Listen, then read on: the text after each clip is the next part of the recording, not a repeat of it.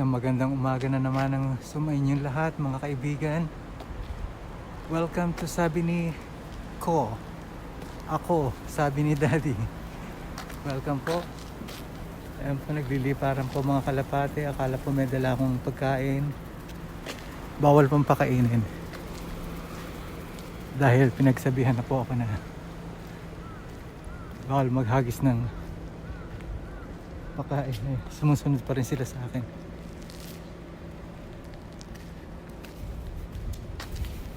Dito po ako sa labas para makapagkwentuhan sa inyo. Talaga sumusunod sila, oh. Siguro po talaga gutom na sila. Nakakaawa naman po. Pero wala pa tayong magagawa. Kailan po natin sumunod sa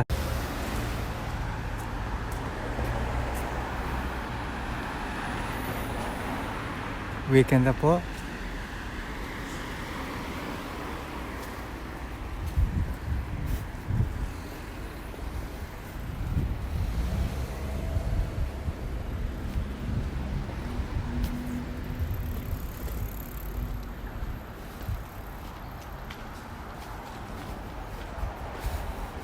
Makulimlim po ang langit. Ayan. Makulimlim po ang langit at talagang medyo hindi po maginaw ngayon kasi umulan po kahapon o kanina madaling araw. Narito pa tayo sa aking pwesto, kinalalagyan sa aking paboritong pwesto, isa sa aking pinaka-paboritong pwesto, kaya lang basa po. Mga kaibigan, sana po nasa mabuti kayong kalagayan lahat at sana po ay maayos ang inyong pamumuhay. January pa rin po, nagsa-celebrate pa po tayo ng, yung iba nagsa-celebrate pa rin po ng New Year nila. At sana po ay maging magandang takbo o pasok ng 2024 sa ating lahat. At sana po ganun din sa ating mga kalusugan. Sana po walang nagkakasakit dahil ang ating pong number 1 na kayamanan na ang ating health o kalusugan. Okay, diretso na po tayo sa topic. Ano po ba ang pag-uusapan natin ngayon? Ang pag-uusapan po natin ngayon ay ang tumama ba ang pagiging tamang hinala nyo. Yan po pag-uusapan natin ngayon. Medyo maganda-ganda pong pag-maritesan yung mga bagay na yan. Okay. Ang tamang hinala po ba nyo ay tumama na? O tumamala sa pader? Unang-una po, maraming bagay po ang tamang hinala. Meron pong mga bagay na o mga pangyayari na dahil sa mga mahal sa buhay, kagaya po ng number one po dyan ay ang asawa, at sumunod po dyan ay yung mga anak, at sumunod po dyan yung mga kaibigan. Ngayon, unahin po natin yung mga kaibigan. Minsan po pag nahuhulog ang loob natin sa isang kaibigan, talaga pong bigay todo tayo o talagang ibinibigay natin ng mga paraan upang maging mabuting kaibigan sa kanya. Yan po ang ating, lalo na po sa ating mga Pilipino, talagang buhos ang pagmamahal sa kaibigan. Yan po ang isa sa mga bagay na hindi natin maaalis sa ating kaugalian.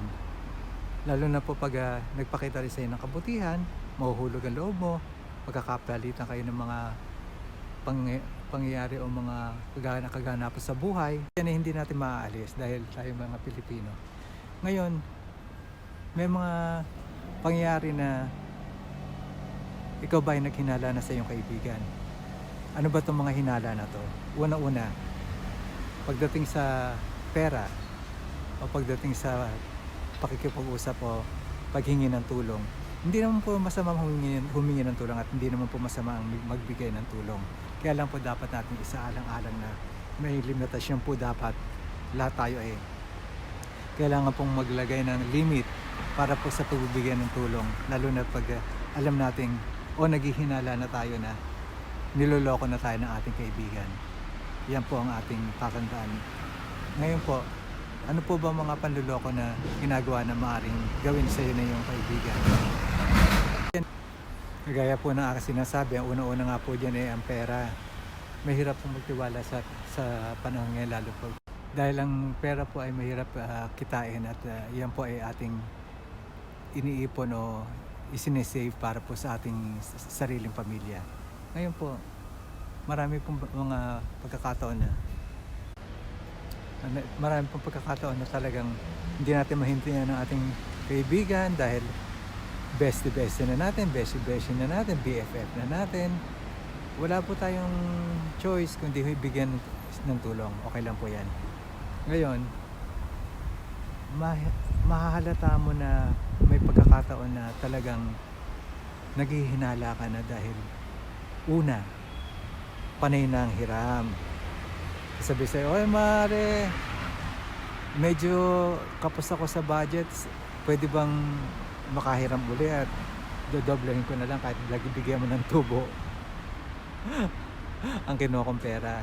Yan po ang kalimitang sinasabi ating mga kaibigan, lalo na po pag nasundan pa ng isa, dalawa, tatlo hanggang apat, hanggang 5. Tapos ikaw naman naghihinala na talaga kung ikaw ba babayaran pa o nag-iisip ka rin kung saan ba dinadala ang mga hinihiram sa'yo. Nagkakaroon ka ng tamang hinala na niloloko ba ako nito o babayaran pa kaya ako nito o hindi na. Yan po ang mahirap na katanungan na mahirap sagutin kasi tama nga pong hinala pero minsan po ang tama nga tumatama.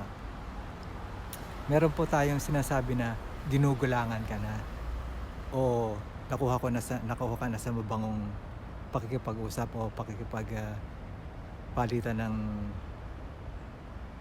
mga salita na matatamis na mabulaklak na dila ng iyong kaibigan. Hindi po talaga masama mapautang. Kaya lang po, ganito po ang gawin nyo. Lagyan nyo po ng limit. Kung nakautang po sa inyo at kailangan magkaroon din po kayo ng sariling investigasyon. Kailangan po investigahan nyo kung talagang legit nga ba na kailangan nyo yung pera. Kasi minsan meron mga pagkakataon na ginagamit ng pera pero makikita nyo na sa shopping mall o ang sasarap ng ulam, masarap pa sa ulam nyo. Ngayon po, sa una okay lang yan, pero pag pangalawa po okay pa rin, pero pag pangatlo na, dyan na po kayo maalarma. Medyo tumatama na po yung inyong hinala na talagang niloloko na kayo ng inyong kaibigan at wala na kayong pag-asa pang bayaran pa para mabawi nyo ang inyong pinautang na pera. Yan po ang una po sa kapwa ay hindi po masama, basta ang kailangan lang po natin ay talagang pagpapasensya at minsan kailangan natin talagang humindi. Kasi kung iiwanan tayo ng kaibigan natin ng dahilan sa hindi mo na po utang ng pera, i-give up nyo na po. Kasi ang syota nga na-give up natin at nakakamubuan tayo yung pangkaibigan. Yan po ang una natin tatandaan.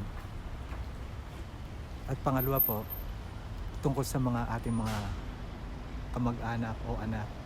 Meron po tayong mga anak na sabihin natin na hindi naman po lahat pero minsan may mga pasaway. May pasaway po tayong mga anak na alam natin hindi na gumagawa ng tama. Kailangan po natin mag-imbestiga sa mga bagay na yan. Una-una po, kailangan natin na alamin kung bakit umuwi ng gabi ang ating mga anak. Kailangan po natin checkin ang mga grades ng ating anak. Lalo na po pag mga nagbibinata na yung mga yan at talagang mga inom na ng alak. Kailangan nating putulin yan. Ang mga sungay ng mga yan, kailangan nating disiplinahin bago pa dumating sa hindi maganda ang paglaki o pagbibinata, pagdadalaga ng ating mga anak. Hindi natin alam, baka buntis na o nagdodroga na ang ating mga anak. Kasi lalo na sa panahon ngayon, lalo na dyan sa Pilipinas, hindi natin alam kung gaano kahigpit o gaano kasama ang makapaligiran dyan dahil ang hirap pong magtiwala sa panahon ngayon. Lalo na sa mga kaibigan, lalo na po pag mga kaibigan na bad influence sa ating mga anak. Kaya kailangan po natin mag-imbestiga. Pag tamang hinala na po tayo, magkalkal po tayo ng mga bag at mag-check po tayo ng mga grades. Hindi po masama yan kasi magulang po tayo.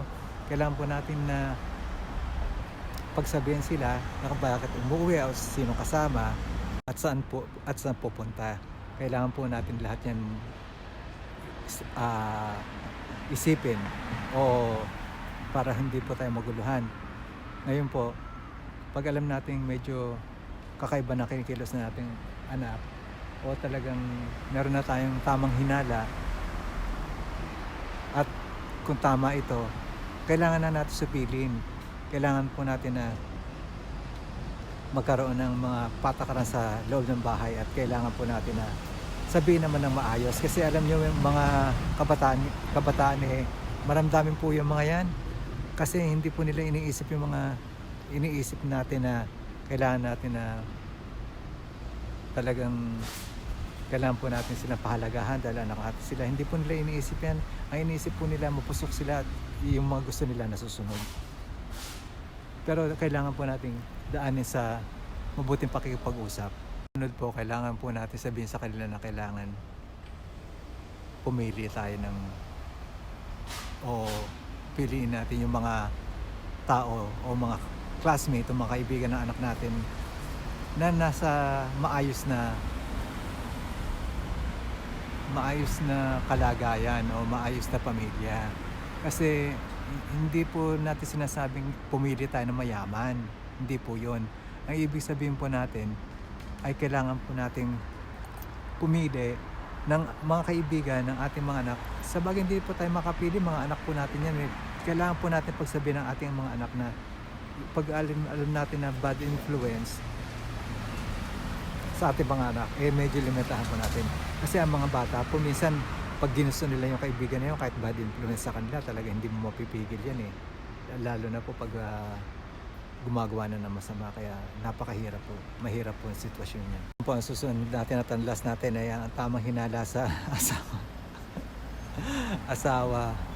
Yan po hindi natin maalis kasi mahirap po yung may ginagawa ng kalokohan ng ating asawa, lalo na pag madalas umuwi ng gabi at madalas na umuwi na lasing o madalas na may tinatago sa cellphone o may kachat sa cellphone dahil hindi naman natin hawak ang kanilang cellphone dahil ito sinasabi natin kailangan may privacy sila o kahit na may asawa tayo, kailangan may privacy tayo sa bawat cellphone na o kung alam mong wala kang ginagawa, ba't hindi mo ipakita sa asawa mo, di ba? Pwede mo naman tignan kung talagang walang ginagawang masama o kailangan mong sabihin na maglambing ka na, patingin nga ng cellphone mo, pahiram nga ng cellphone mo pa. Hindi pinapahiram yan, ay naku, tamang hinala ka. Kasi yan po yung mga talagang ibang kinikilos ng ating mga syota, partner, asawa. Talagang meron silang mga ginagawang hocus-pocus o talagang gumagawa sila ng mga paraan na talagang kailangan na hindi sila mabuko o kailangan talagang minsan tayo deadma lang pero hindi natin alam talagang meron na palang kahina-hinalang ginagawa ang ating mga asawa o syota. Hindi po natin kailangan awayin. Kailangan po natin ng mag-imbestiga at kailangan po natin, hindi po natin kailangan humingi ng tulong sa kaibigan. Ang humingi ng tulong sa kaibigan ay paghingi lang po ng payo. Pero pag ang payo po ibibigay sa inyo, ang payo na awayin nyo, ay hindi po tama yon. Kailangan po magkaroon tayo ng sariling investigasyon o sariling pananaw para po sa mga bagay na yan. Kasi hindi po tayo dapat na nagpapadala o hindi lahat ng hinala ay tama. Isinasabi ko lang po sa inyo na kung anong tamang hinala na tama o hindi. Baka minsan talagang ang asawa nyo mahilig sa alak, hindi na dapat po kayo maghinala doon dahil talagang kung lasenggerong asawa nyo, hindi nyo po mapipigil yan. Talagang yun po hindi na kailangang pag-isipan pa ng tamang hinala. O kung ang asawa nyo is sigurol. Pero ang pambababae po ay medyo red flag po yan. Kailangan natin na isipin na dito nakasalalay ang kalagayan ng inyong pamilya. Kailangan po nyo mag-usap o pag-usapan ng mga bagay-bagay na Hindi dapat hindi na po lumang kwento yan. Yan po yung mga kwento na nangyayari sa mga pelikula. At nangyayari pa rin sa mga pagkakataong ito at sa mga bagay na ito.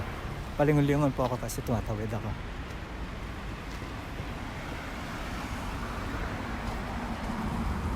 Mahirap pumutiwala lalo na yung may mga kinikilos na hindi maganda, kagaya ng mga meron kayong kaibigan na malimit sa bahay nyo, o yung mga beshi nyo, mga kumare nyo, yung pala target na asawa nyo. Hindi ko po kayo sinususulan, pero nangyayari po sa tunay na buhay yan. Kaya yung asawa na iba nadadagit pa ng iba o ng inyong mga kaibigan. Kailangan po natin talaga na maging masiyasat, o kailangan po natin mag-ingat para sa mga sitwasyon na darating sa ating buhay. Huwag niyo pong aawayin ang asawa niyo. Kailangan niyo po na medyo alalay lang po ang pagsasalita o pagbibigay ng mga o pagtatanong kung anong nangyayari sa inyong pagsasama. Yan po ang sinasabi ko po ay ang tamang hinala na dapat bang paniwalaan o dapat bang isa walang bahala. Yan po ay nasa sa kamay po pa rin po ng taong nag-iisip ng ganyan. Kung alam niyo po na talagang tamang hinala ay tama, kayo po ay mag-imbestiga at kayo po ay gumawa ng paraan habang maaga. At kung mali naman po ito rin po kasi pinagsisimula ng away. Kasi minsan talagang masyado tayong overthinking. Kailangan nasa lugar ng lahat. Kailangan maging maayos ang lahat para sa ikasasaya ng pamilya at hindi sa ikagugulo ng ating mga samahang pampamilya. Yan po ang ating kwentuhan. Ang kwento ni Daddy ngayon sa araw na to, hindi po yan na pagmamarites, pero yan po ay nangyari na at mangyayari pa. Paano kung mangyayari sa inyo?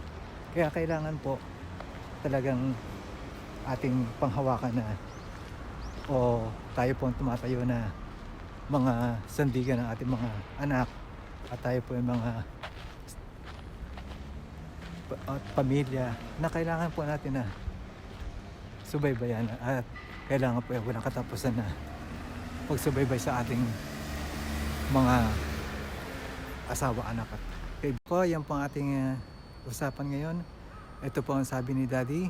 Sana po sa mga bago kong kaibigan, salamat po sa mga libo-libong subscribers. Hindi po, salamat po sa 16 na nag-subscribe sa akin. Sana po ay nakaka-relate kayo, at ito po ay ang kwento ng buhay ng ating mga kababayan at ang buhay ko dito sa Japan. Buhay-buhay ng mga tao sa mampanig ng mundo. Sana masagana ang inyong buhay at ulanin kayo ng grasya gaya ng lagi ko sinasabi. At uuwi na po ako para matulog dahil ito na naman po si Daddy po at na naman, dilat na naman ng mata. Yan. Sana po mag-iingat kayo lagi. God bless po. Napakatahimik po talaga dito. Bye bye mga kaibigan. Love you all.